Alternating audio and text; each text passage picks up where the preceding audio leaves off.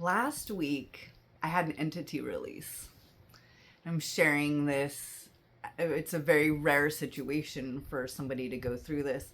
So I want to talk about my experience.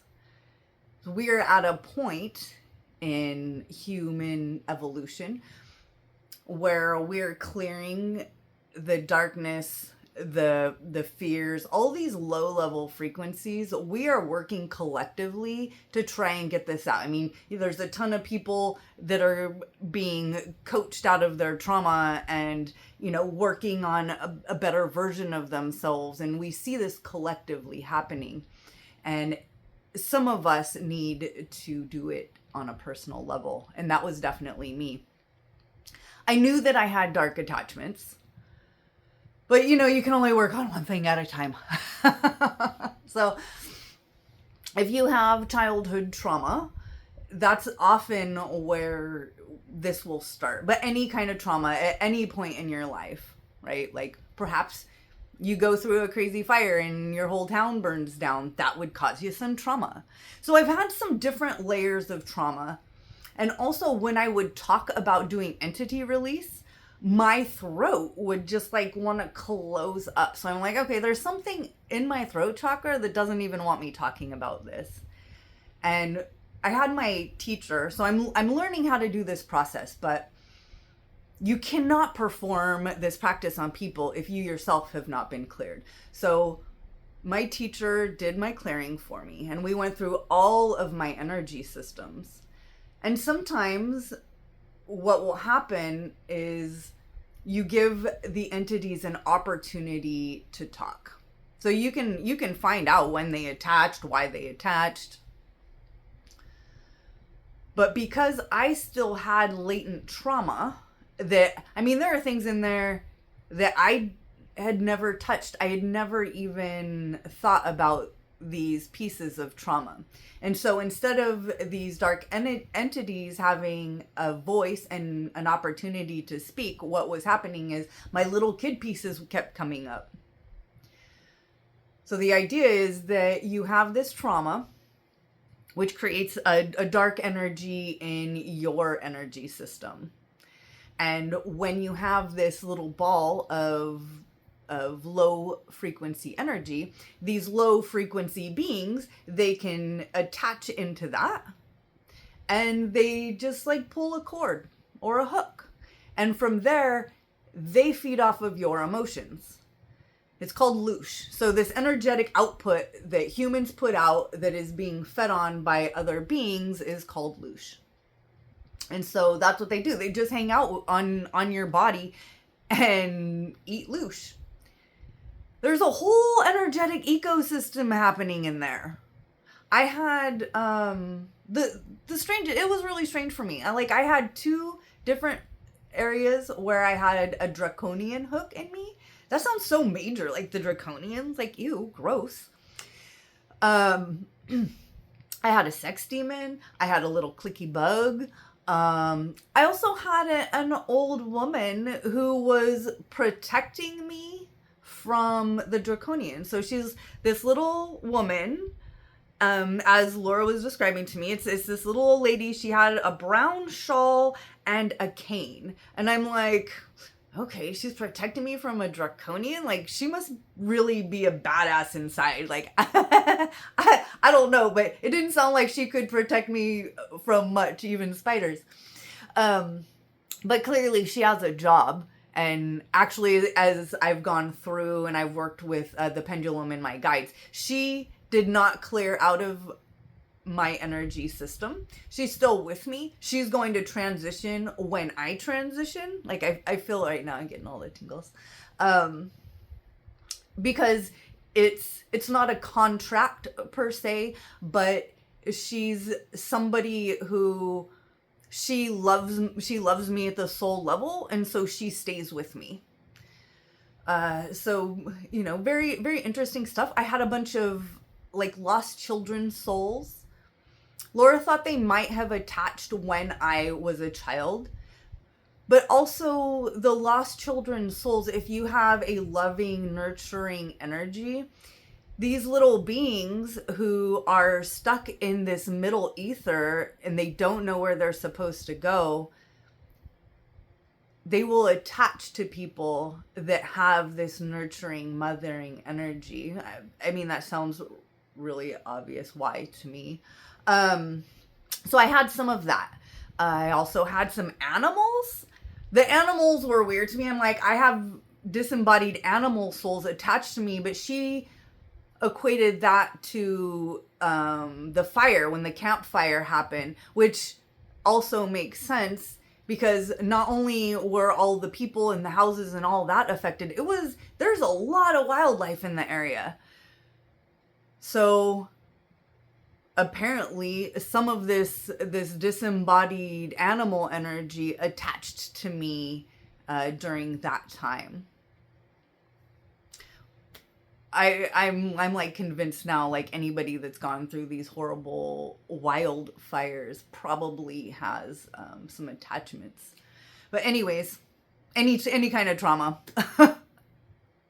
That's why I want to learn how to do this, because so much of our lives are energetic, but we just don't know it.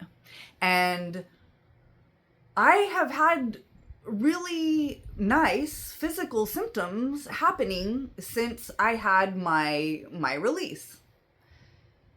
So as soon as I came out of it and grounded myself back in my body, it's a really deep meditation, and it was like really interesting coming back out of that. But this knot that I've had since I was 9 years old, the core of it no longer hurt. Like that happened as soon as I got out. I could still feel a bit of discomfort through here, but the core pain was gone. That night when I was eating dinner, food tasted more vibrant to me. I was like, oh, food tastes a little different now. That's interesting. My boundaries are stronger. Things where I would like put myself in a situation where I didn't really want it, and I would just like go with it. Like I no longer feel the need, which I'm like, okay, that makes sense too. If I have these dark beings that want me to be in less than situations, and I don't have that anymore. My energy levels are better. I don't feel quite as exhausted as I did, but that wasn't immediate. That has been a slow build. So what it feels like to me is that now that my energy centers were cleared, now it's affecting me physically. So it's the same thing on the opposite perspective, where if you have constant negative thoughts, your body eventually creates a dis-ease, right? Or a dark ball of attachment. And it's all so subjective. As I've talked to people about this, every single person has a different belief system on what entities are, why they attach, how they attach, if they even attach, even if they exist.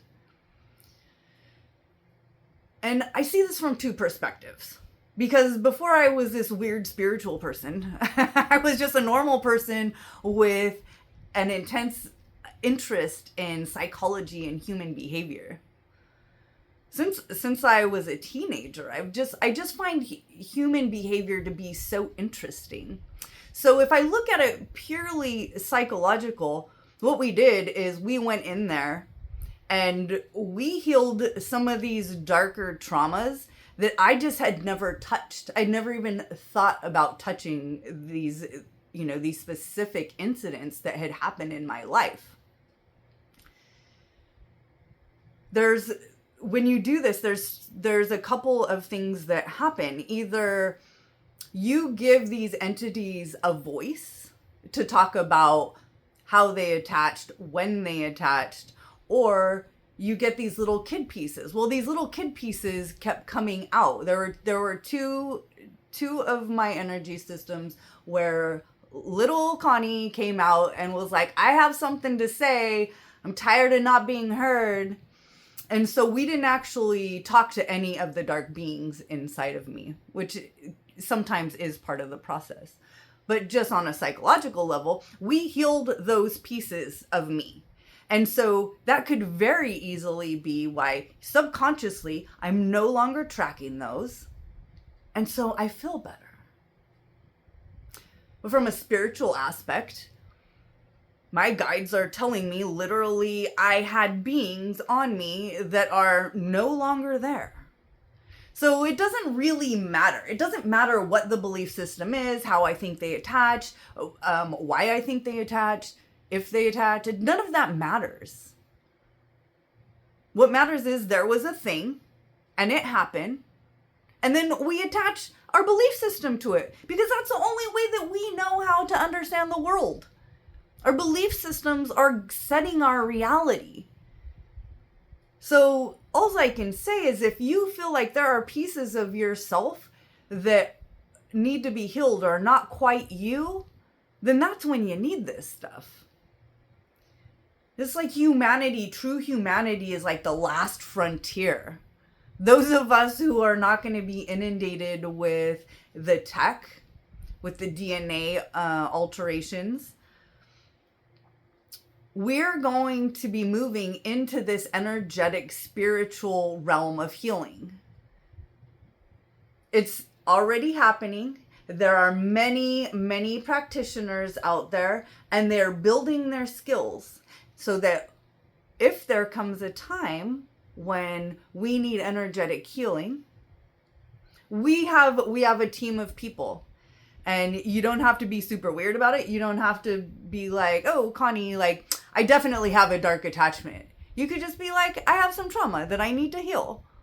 Either way, it doesn't matter. It doesn't matter what it is. If you feel like there's a better version of yourself in there that is struggling to get out, that's when you get the help. If you're like, I keep running the same damn pattern. I keep doing this. Like, why do I keep choosing the wrong partner? Like, all of these things, they're all healable. And you can step into a better version of yourself. So I'm going to be tracking over the next couple of weeks. Like, what else is going to happen? Like, am I going to be a magical angel at the end of all of this? Yeah, I guess we all die at some point. So as your spiritual life coach and life alchemist, get out there and speak your truth, no matter how weird it is, you guys. Live in the magic of life and spread the love. And I love you guys.